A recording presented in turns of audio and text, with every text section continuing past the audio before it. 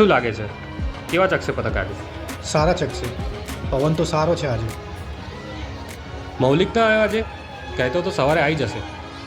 અત્યાર સુધી તો આવી જ જેવો જોઈતો હતો. ખબર નહીં કેમ મોડું કર્યું. હેલો બોયઝ, કેમ હજી પતંગ ચગાવવાના ચાલુ નથી કર્યા તમે? બસ તારી જ રાહ જોતા હતા. હા, પણ પહેલાં એમ કે આટલું મોડું કેમ થયું? સોરી, પણ ટ્રાફિક. હું નીકળ્યો તો ટાઈમે પણ પહોંચી ના શકતો. ચેકિંગ ચાલે છે ટ્રાફિક પોલીસનું. મારી ડેકી પણ ઓપન કરાવી અને એમાં ચેક કર્યું કે કંઈ ચાઇનીઝ દોરી તો નથી ને. તો જઈશું પતંગ ચગાવવા. ક્યાં છે પતંગ? અંદર જ છે. ચલ ચલો ત્યારે, let's dominate the sky boys. અહીંયા બોક્સમાં જ છે.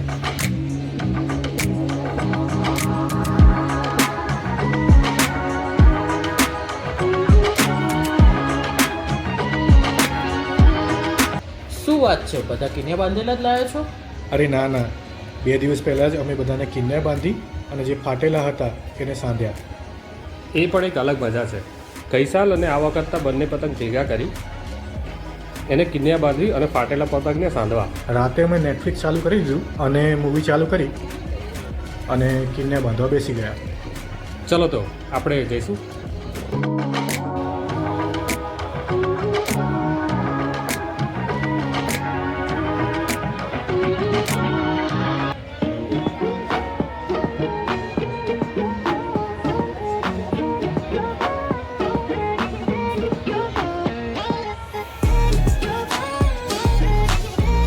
ઓ ભાઈ ચલો હવે.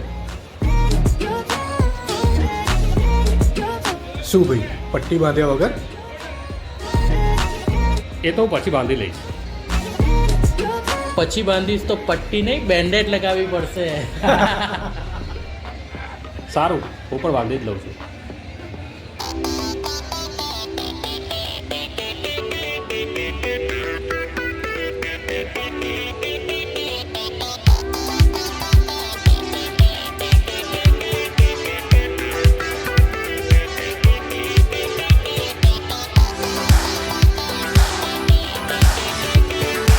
જોરદાર પતંગ પકડાઈ ગયો છે આ વખતે. કેટલાનો આવતો હશે આ? 250-300 રૂપિયા ભાવ ચાલે છે અત્યારે આનો. કોડીના કેટલા હશે તો પછી? કોડીના 750 રૂપિયા ચાલે છે. પ્રાઇસ પૂછીને આવ્યો, મને કે કોડીના 750 માં મળશે. 750 એટલે કેટલા કહેવાય તમને ખબર છે? આપણે લકી છે કે આપણને આ મળી છે.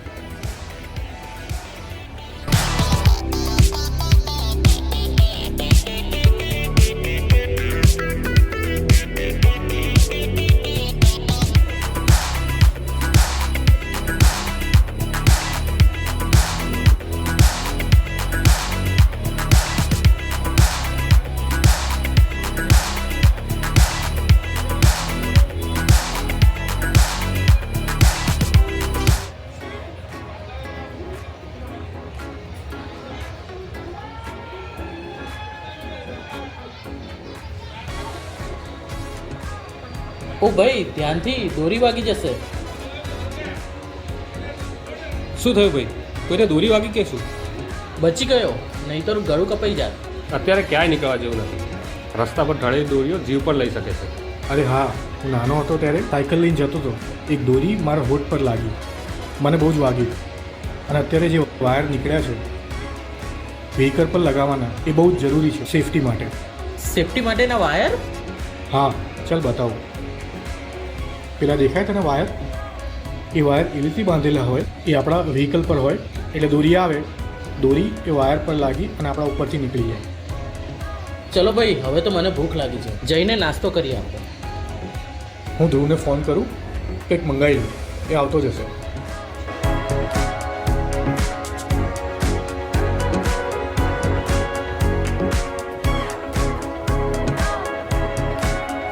હલો ધ્રુવ, ક્યાં છે? આવે છે કે નહીં? હા, તો રસ્તામાંથી કંઈક લેતો આવજે નાસ્તો. એટલે ચોળાફળી લાવજે. ચોળાફળી તો લાવજે.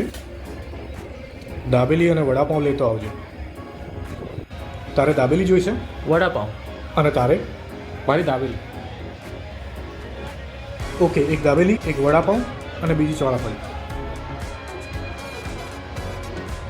ઓકે. પણ એ નાસ્તા હવે પહેલાં જે ટેરેસ પર નાસ્તો છે એ કરી લઈએ. હા ચલો.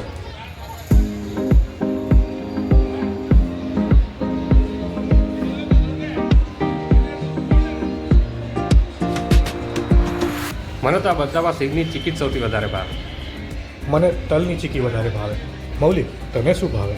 મને તો ઉત્તરાયણનું બધું જ ભાવે. તલની ચીક્કી, સિંગની ચીક્કી, બોર, ફ્રૂટ્સ બધું જ ભાવે આપણને. આ ઉત્તરાયણ તો બરાબર છે, પણ આને મકર સંક્રાંતિ કેમ કહેવાય છે? એટલે આ નામ ક્યાંક ને ક્યાંક જ્યોતિષને રિલેટેડ છે. સંક્રાંતિ એટલે સૂર્ય કોઈ રાશિમાં પ્રવેશ કરે એટલે એને સંક્રાંતિ કહેવાય, અને મકર રાશિમાં પ્રવેશ કરે એટલે કે એને મકર સંક્રાંતિ કહે છે. તો આ રીતે એનું નામકરણ થયેલું છે.